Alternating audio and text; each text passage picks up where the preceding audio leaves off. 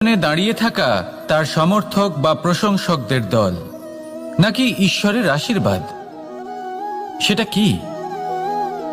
মানুষের সবথেকে বড় শক্তি হলো একটাই, আর তা সকলের মধ্যে আছে, আর তা হলো তার নিজের অস্তিত্ব, যা অন্য কারোর মধ্যে নেই।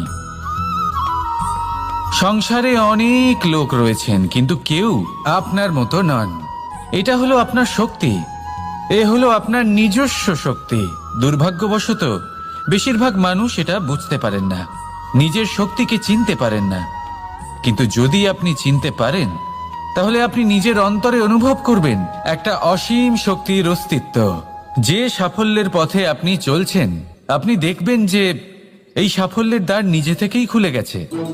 শুধু প্রয়োজন হলো নিজের এই শক্তিকে চিনে নেবার, নিজের এই বিশেষত্বকে বোঝা।